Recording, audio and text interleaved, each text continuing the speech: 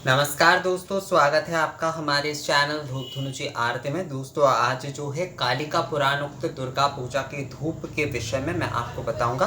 कालिका पुराण से ये देवी धूप के विषय में बताया गया है। तो कालिका पुराण उक्त देवी धूप, इसमें कहा जा रहा है कि नासाक्षी रंध सुखद सुगंध अति मनोहर दज्यमानस्य काठस्य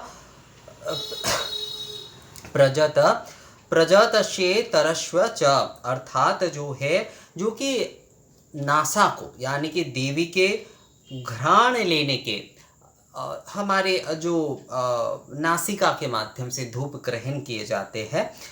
हम लोग गंध आदि ग्रहण करते, तो देवी भी नासिका के माध्यम से ही ग्रहण कर रहे हैं। तो ऐसे सुखद मिष्ट प्रकार के जो धूप होंगे, जो ताप शून्य होंगे। ताप शून्य का मतलब है कि उसमें बहुत ज़्यादा, वैसे तो हम देखिए धूपाग्नि से प्रज्वलन कर रहे हैं विधि अनुसार जो है, पर उसमें ताप नहीं होना चाहिए इस प्रकार का कि यज्ञाग्नि आदि जिस प्रकार से होते हैं, धूपाग्नि में जो है धूप के उस प्रकार से ताप नहीं होते। धूप के ताप को इसलिए शीतल ताप कहा जाता है। तो ऐसे ही जो मिष्ट और ताप शून्य और शीतल धूप जो होंगे, शीतल का मतलब होता है, जैसे मैंने कहा कि धूप जैसे प्रज्वलित हम करते हैं तो अग्नि तो उसमें रहते ही है, और धुएं के माध्यम से ताप आदि जो है धूम्र आदि माध्यम से, वायु माध्यम से हमें वो मिलता है, वो सुगंध आदि जो है। तो होम आदि जब हो रहे हैं, हवन आदि, तो उसमें अग्नि प्रज्वलित रहते, तो उसमें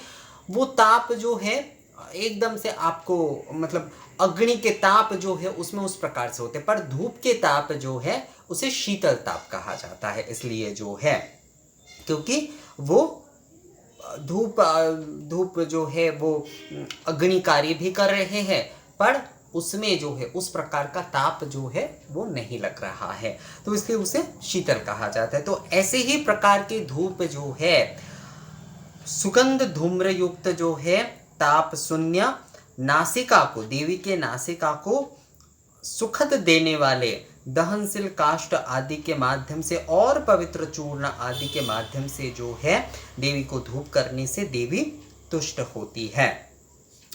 तुषाग्नि के न्याय राशिकृत करके प्रधूपित ना करना, अर्थात सारे चीज़ों को जो है एक साथ मिलाकर बहुत ज़्यादा मात्रा में हमने दे दिए, ऐसा प्रकार का नहीं करना चाहिए।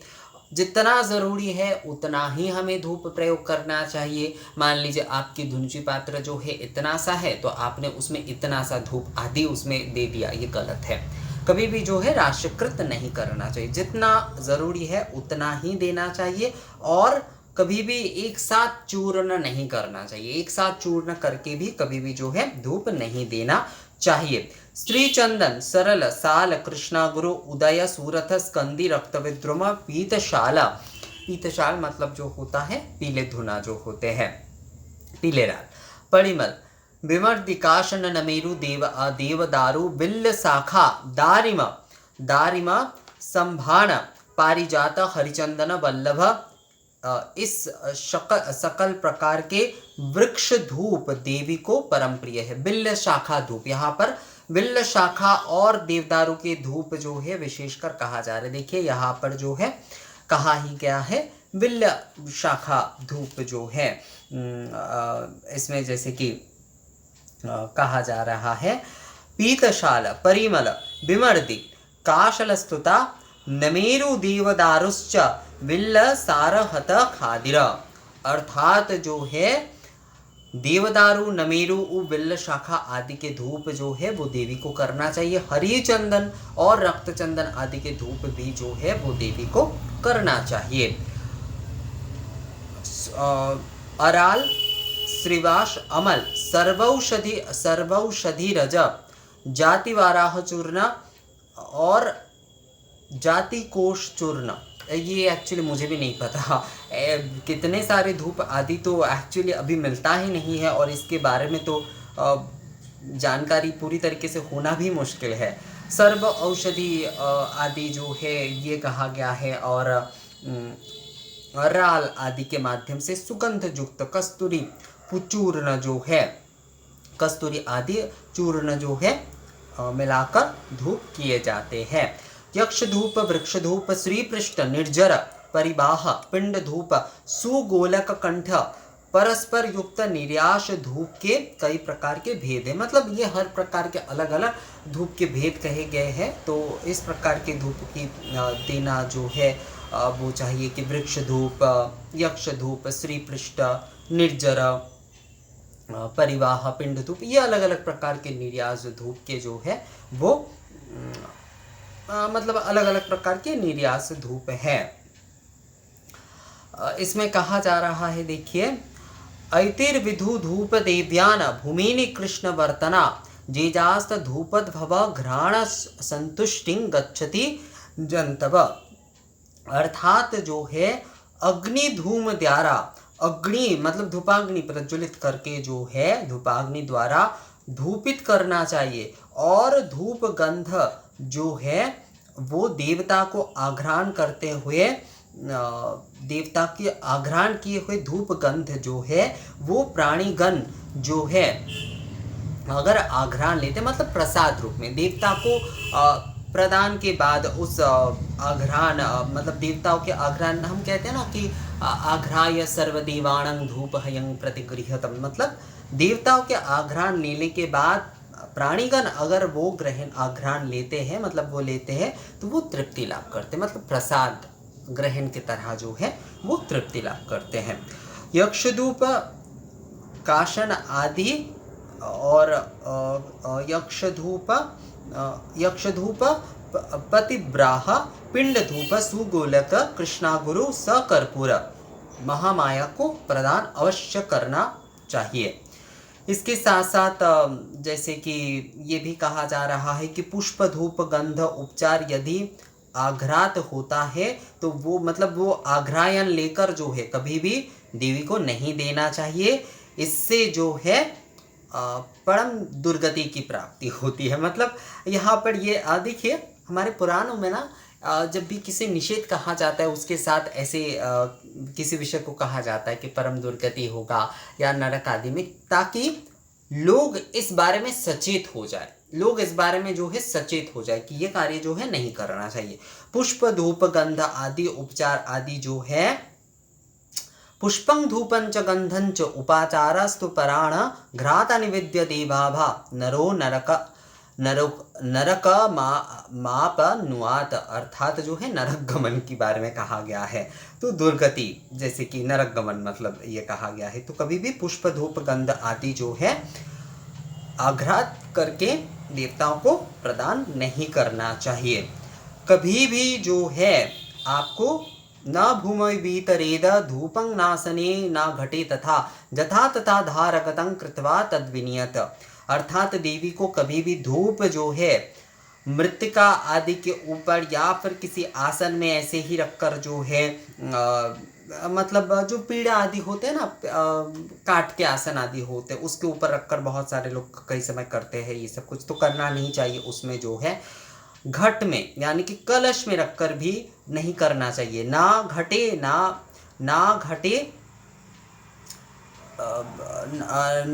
तथा, अर्थात ना आसने ना घटे तथा, अर्थात घट में भी जो है कलश में भी कभी नहीं करना चाहिए। जथा तथा धारगतं, अर्थात जो आधार है धूप पात्र है उसमें ही केवल मात्र धूप जो है वो करना चाहिए।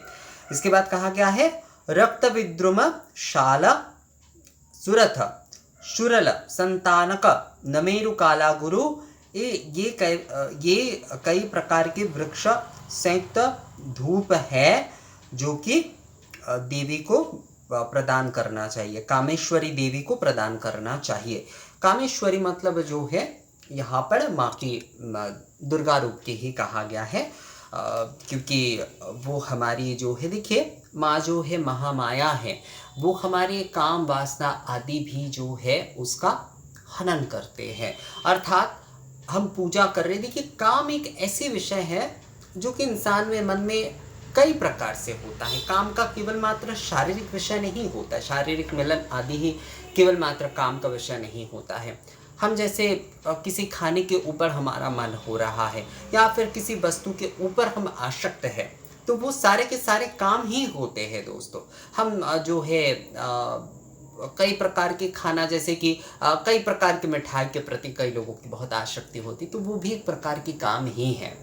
तो माता महामाया जो है वो कामेश्वरी रूप में हमारे इन वासना आदियों से हमें मुक्त करते हैं, ताकि कामेश्वरी देवी के पूजन करने से, काली पूजा में जैसे कि काली पूजा आदि करने से पहले जो है कामेश्वरी देवी की पूजन किया जाता है। इसका कारण ये है ताकि पूजा करते समय किसी भी काम भावना आदि से प्रभावित ना हो मन, संपूर्ण जो है शुद्ध भाव से पूजा की जाए।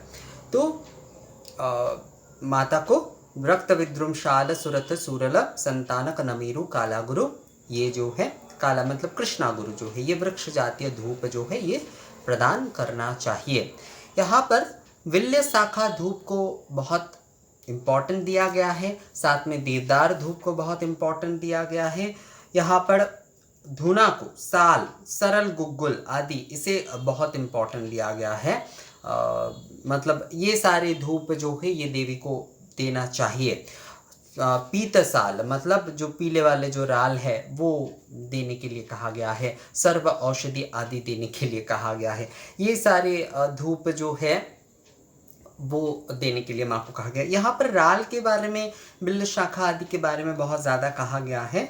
जैसे कि दुर्गा भक्ति तरंगिनी में हमने देखा था कि गुग्गुल के ऊपर बहुत ज़्यादा जोर दिया गया था। यहाँ पर गुग्गुल के उतना विषय नहीं है। यहाँ पर पीतशाल, साल रस, ये सारे चीज़ों के बारे में ज़्यादा कहा गया है। मतलब धुना के बारे में, जो धुना दो, पीले धुना जो है उसके बारे में यहाँ पर कहा गया है। असल में हमारे एक एक शास्त्रों में ना एक एक प्रकार से एक एक विषय के ऊपर बहुत महत्व दिया जाता है। तो कालिका पुराण में जैसे कि इन विषयों के ऊपर, इन विषयों की धूप करने के लिए जो है ज़्यादा कहा गया है। तो दोस्तों यही था कालिका पुराणोक्त देवी धूप के विषय में। ये विषय आप लोगों को कैसा लगा मुझे कमेंट्स करके ज़रूर बताइएगा। अगर ये विषय अच्छा लगा है तो इसे लाइक और शेयर भी ज़रूर कर दीजिएगा। मिलते हैं आपसे अगले वीडियो में, तब तक के लिए नमस्कार।